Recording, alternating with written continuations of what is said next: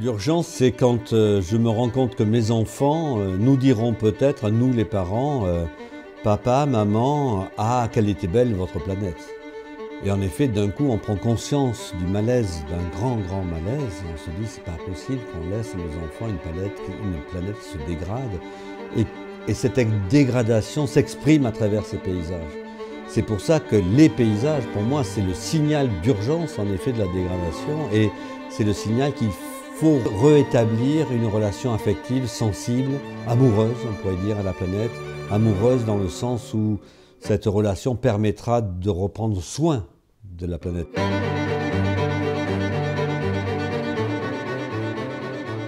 Je dirais que mon amour du paysage commence en 1976 en faisant le Tour de France à pied, où je découvre en effet la beauté de ces paysages et la jouissance que ça peut me donner et la raison de vivre même. Ensuite, l'école du paysage à Versailles. Et j'ai été président de la Fédération française du paysage pendant plusieurs années à partir de 2008. Petit à petit, cette idée-là de créer un centre international où on parle de paysage, où on fasse de la recherche sur le paysage, est restée dans mon idée. Et j'ai eu cette opportunité à Nice, à un moment donné, de la créer. C'est pour ça que je mets toute mon énergie en œuvre pour pouvoir créer cette fondation des paysages. Je suis Irina Garnier, je suis cofondatrice d'une association de la préfiguration de la Fondation Paysage. J'ai étudié le tourisme durable et dynamique territoriale en France, puis j'ai créé une société de consulting d'affaires et depuis 2012, je représente la Fédération française du paysage en Russie. Ce projet, il a beaucoup de sens, un sens très profond. Pour moi, parce que je suis une maman d'une fille et je suis très préoccupée par le futur de nos enfants. On ne peut pas dissocier le travail de l'écologie, le travail scientifique, je dirais, du travail culturel et de la recherche culturelle et de la relation culturelle qu'on a au monde. On ne peut pas. On voit bien qu'on a plein de solutions aujourd'hui techniques, je dirais, qui devraient résoudre les problèmes de réchauffement climatique, d'empoisonnement de la planète, de massacre de tout un tas de sites, mais on ne les met pas en œuvre. Pourquoi ? Parce que c'est un problème culturel. Et je pense que cette relation-là, c'est la relation essentielle qui fonde la raison même de la création de cette fondation, des paysages, en effet, des paysages, parce qu'on trouve qu'on a perdu totalement toute sagesse. Nous, on pense que ça commence par les rêves et toutes nos vies en fait sont fondées sur cette subjectivité-là. Donc à partir sans doute du sensible, à partir de l'amour et à partir des artistes, des poètes, des gens qui vont nous proposer d'autres visions du monde, d'autres comportements. La fonction du lieu, c'est en effet d'abord d'être un lieu de connexion, je dirais de rassemblement, comme vous le disiez, de convergence. Mais convergence parce que moi j'ai beaucoup bourlingué évidemment pour mon travail en Russie, aux États-Unis, en Chine, un peu partout, et je me rends compte qu'il y a des actions qui se trouvent un peu partout, mais extrêmement parsemées, esselées on pourrait dire. Et mon objectif, c'est vraiment l'efficacité, je dirais tout simplement.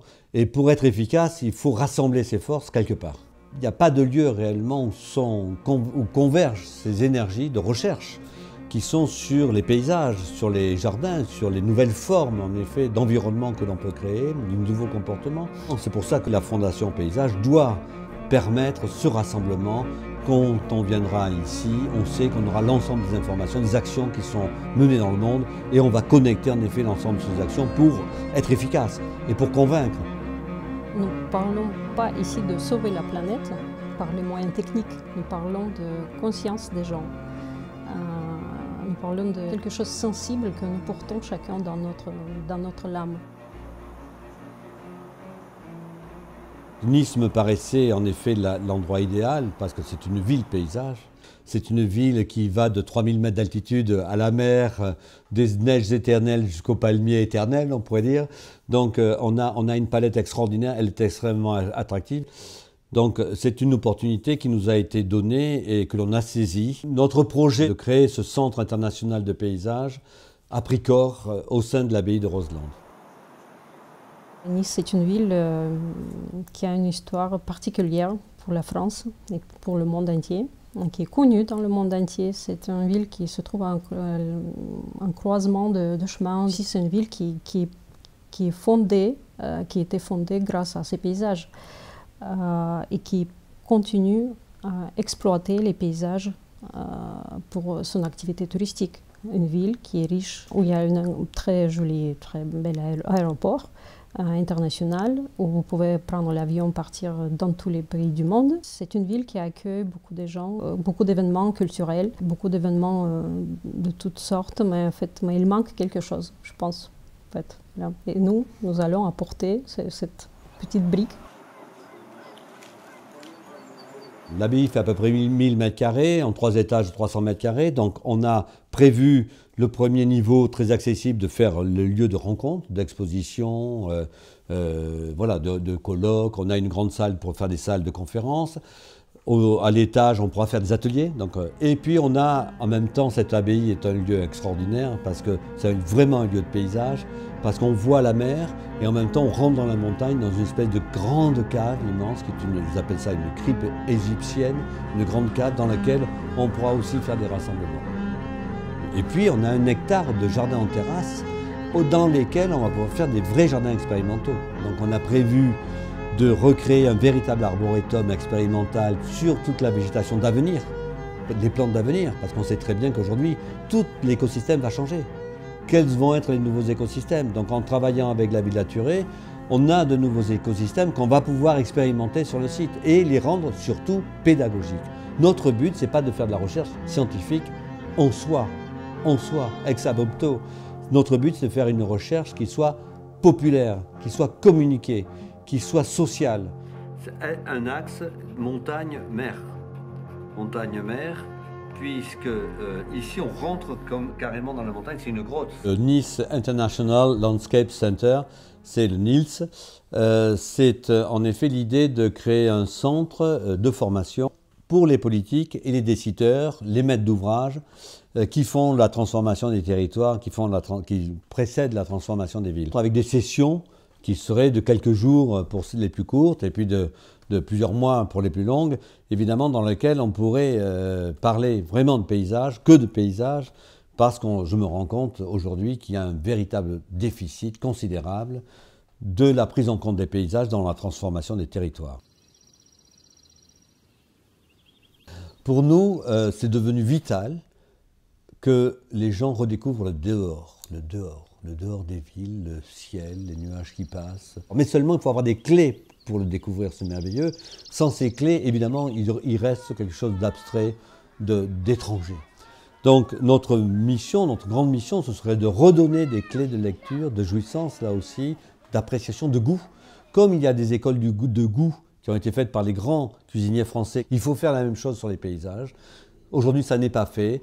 Les jeunes se séparent petit à petit de la nature et des paysages parce qu'ils n'y trouvent plus aucun goût.